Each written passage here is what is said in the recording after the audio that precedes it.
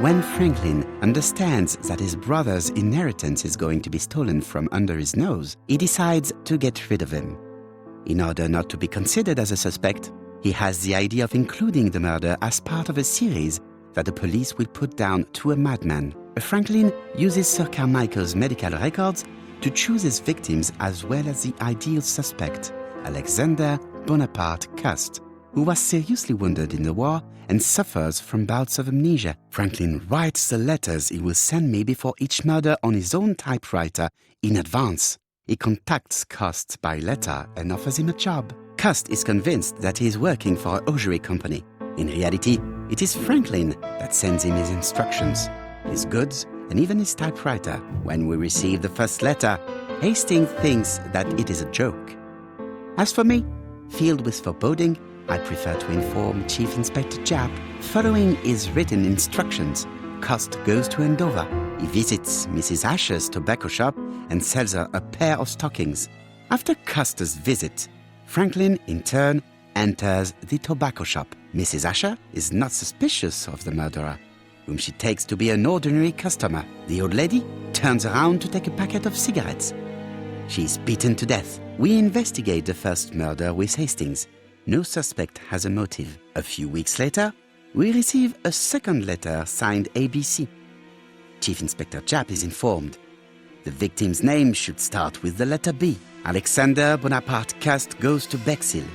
He sells Mrs. Barnard a pair of stockings. Betty Barnard leaves her work. She's dressed to go out. The young woman is strangled on the beach. Betty was killed by the man who had arranged to meet her that evening, the seducer Franklin Clark. In Bexhill, Donald Fraser appears to be the perfect suspect for Betty's murder, but he has no connection with Mrs. Asher. 5 days after the Bexhill murder, Cust goes to Churston for his work. In the afternoon, Sauergret turns away a stocking seller. After dinner, Sir Carmichael Clark takes his usual walk. His brother waits for him, hidden behind a bush. The murderer leaps out from his hiding place and cuts Sir Clark's throat. The third letter arrived late.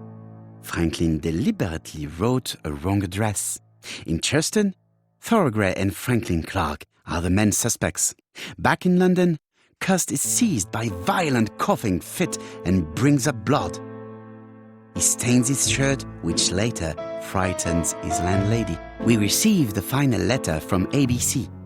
The next murder will be in Doncaster. The second general meeting in London highlights the common points between the victims, stockings, and a throat condition.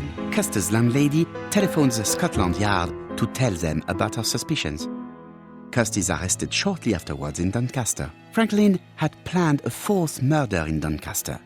He abandons the idea after Cust's arrest. Cust confesses to the crimes he did not commit. He's an easy culprit. Too easy. Franklin Clark is unmasked. He is the true culprit and the man who manipulated Cust. And there we have it. Another case solved by Hercule Poirot.